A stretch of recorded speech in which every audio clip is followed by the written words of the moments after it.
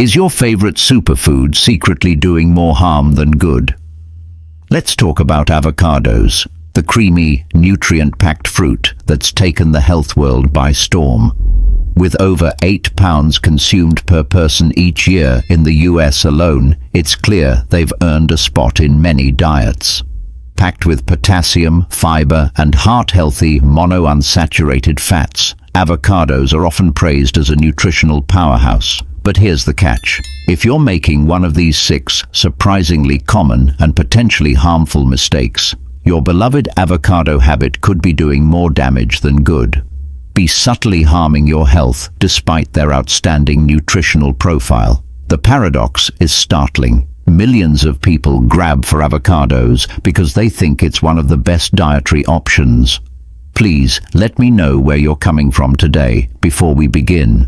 Please feel free to ask any questions you may have and leave a comment below. Remember to click the subscribe button and enable notifications so you don't miss any of Glow Life top health advice.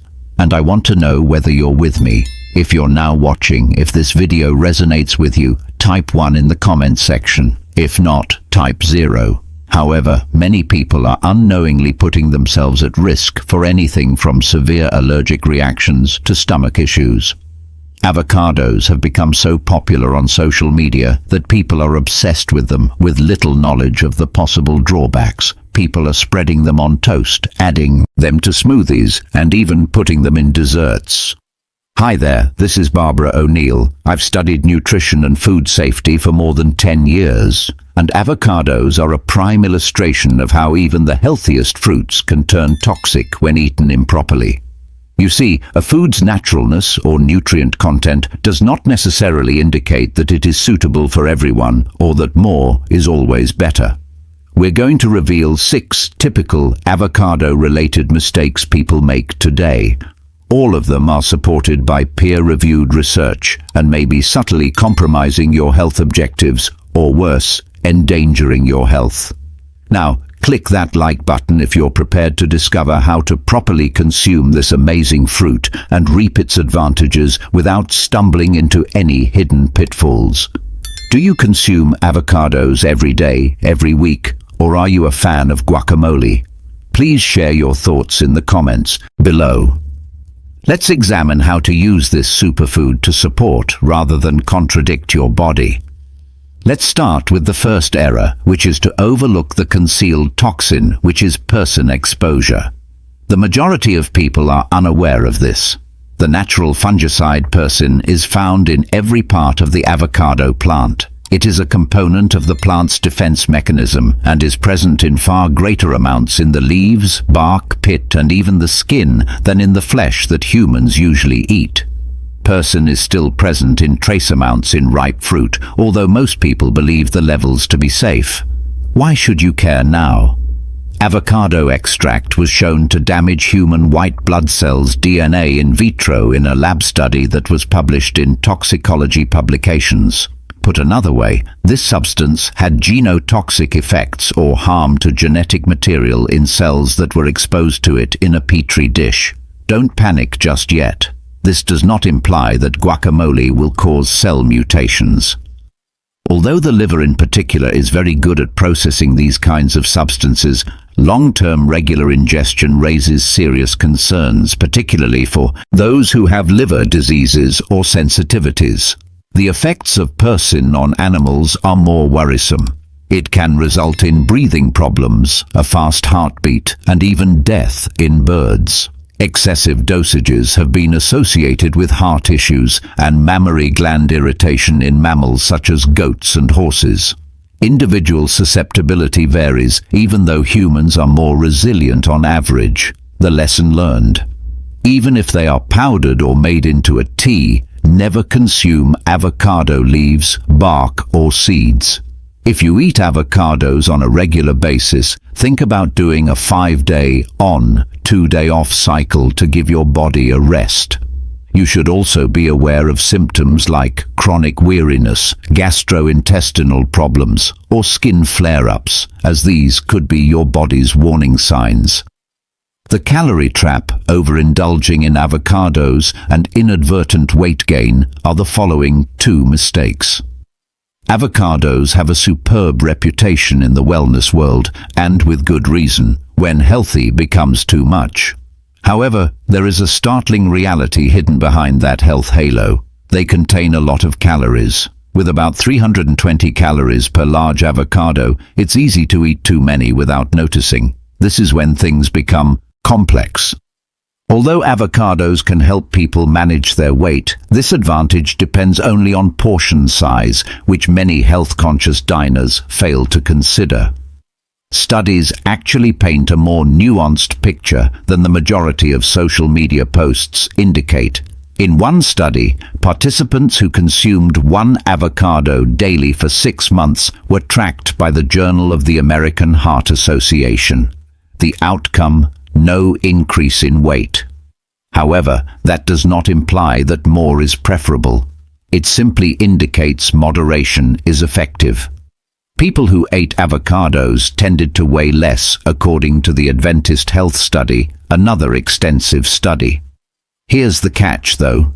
Small portions, about 32 grams daily, or about a quarter of a medium avocado, demonstrated those effects. The third error is the latex fruit syndrome, often known as the cross-reactivity crisis. Avocados rank close to the top of the list of fruits that can cause reactions in millions of people with latex allergy. Cross-reactivity is the cause of this reaction, which occurs when the immune system interprets comparable proteins in various substances as posing the same threat. In this instance, the proteins in natural rubber latex and avocados are very similar. Class 1 chitinases and patatin-like proteins, which share structural similarities with the latex allergen hevein, are found in avocados. Therefore, eating an avocado might cause a latex allergy sufferer's immune system to malfunction, resulting in symptoms that can range from minor to fatal. Who is in danger? Naturally, anyone with a known latex allergy, but also those who handle food clean, work in healthcare, and are exposed to latex frequently. Until they respond to fruits like avocados, bananas, or kiwis, many people are unaware that they have a latex sensitivity.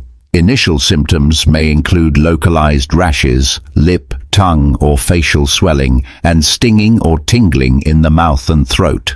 However, in certain instances, it may worsen into anaphylaxis, a potentially fatal situation. Breathing difficulties, a fast heartbeat, disorientation, or widespread hives. In fact, research indicates that avocado is one of the most prevalent trigger foods for latex allergies, with up to 53% of those with the condition testing positive for avocado-specific IgE antibodies. Before continuing to eat avocados, consult an allergist and think about getting tested for a latex allergy if you have one or suspect you may. The fourth mistake is contamination and storage, which poses a covert threat to food safety. This following one is crucial, but it doesn't receive nearly enough attention. Before you ever cut open an avocado, improper handling and storage might expose you to harmful microorganisms. Why? Because the hot, humid areas in which avocados thrive provide the perfect environment for dangerous diseases. Although it's rough, thick skin may appear to be armor.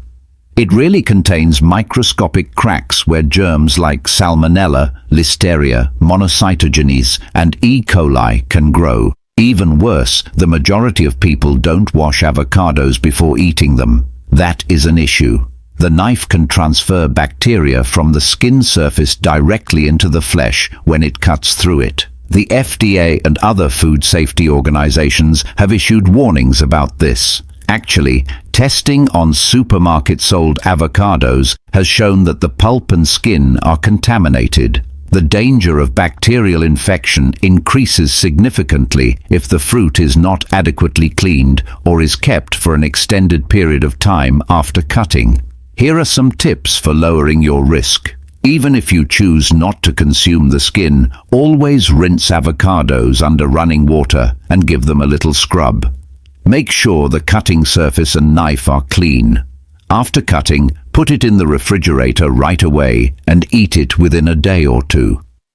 Sliced avocado should never be kept at room temperature for long. Even while the chance of developing a serious illness is minimal, it is nevertheless present, particularly for elderly people, expectant mothers, and people with compromised immune systems. Handling things correctly can have a huge impact. The fifth mistake is a hidden risk: drug interactions. Most medical professionals fail. Despite their seeming innocuousness, avocados can have major side effects when combined with some medications, a fact that is rarely brought up during standard medical consultations. Blood thinners like warfarin, Coumadin, and more recent anticoagulants like dabigatran and rivaroxaban constitute the first area of concern. Vitamin K, a substance necessary for blood coagulation, is present in moderate amounts in avocados. These drugs prevent harmful clots by reducing vitamin K activity. Consistency is crucial because of this. Depending on how much vitamin K you typically consume, your doctor will modify your dosage. A sudden increase in avocado intake can throw the balance off, decreasing the effectiveness of your medication and raising your risk of bleeding. Conversely, stopping an avocado diet suddenly after consuming them on a regular basis could cause your blood to become overly thin, increasing your risk of internal bleeding. Both situations have the potential to have harmful, even fatal outcomes. That's not all, though.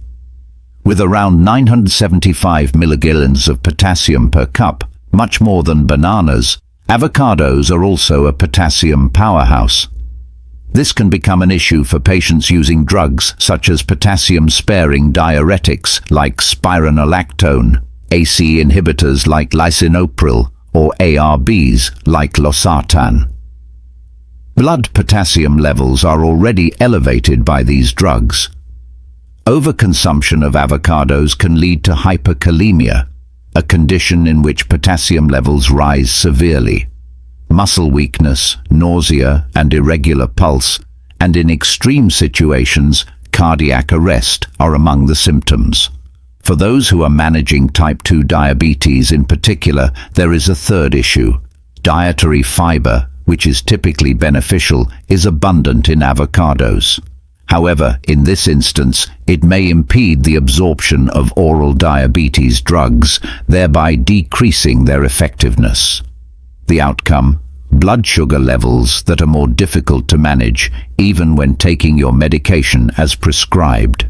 Furthermore, although avocados' monounsaturated fats are frequently commended for their metabolic advantages, they can also increase insulin sensitivity, which could be dangerous for people on sulfonylureas or insulin medicines. Although increased sensitivity may seem like a good thing in this situation, it can instead cause sudden decreases in blood sugar, which can cause symptoms like weakness, lightheadedness, or even hypoglycemia. It's crucial to speak with your doctor before including avocados into your daily diet if you take any medications, particularly for diabetes. The sixth mistake is ignoring personal tolerance and sensitivity. Despite being one of the most overlooked errors, this last one can have serious health repercussions, disregarding the way avocados affect you personally. Each person has a unique tolerance, and responses might fluctuate greatly based on age, pre-existing medical issues, and heredity. Regretfully, a lot of people believe that because avocados are nutritious, they must also be safe for everyone. But that isn't always the case. Sensitivities to digestion are the first. An avocado has approximately 13.5 grams of fiber per full fruit. Although fiber has many health benefits, people with sensitive digestive systems or those who are not accustomed to a high-fiber diet may experience bloating, gas, and abdominal pain. Constipation or diarrhea are among the irregular bowel motions that some people may have as a result. The second is FODMAP issues. Avocados contain fermentable carbohydrates called FODMAPs and sorbitol, a form of sugar alcohol. FODMAPs are especially sensitive in those with SIBO, small intestine, bacterial overgrowth, or IBS, irritable bowel syndrome. Days of digestive discomfort, severe cramps, gas and bloating can be brought on by even tiny portions. The third is intolerance to histamine. Avocados contain more histamine when they ripen. Eating ripe or overripe avocados can cause symptoms such as headaches, rashes, nasal congestion, upset stomach, and even anxiety-like symptoms for people with histamine intolerance, a condition in which the body has trouble breaking down histamine. The fourth is OAS, or oral allergy syndrome. When eating avocados, certain people who are allergic to pollen, especially birch pollen, may experience a cross-reaction.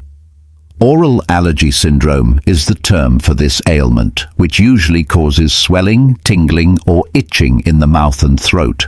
Although usually moderate, it occasionally develops into more severe reactions. Genetic factors come in at number 5.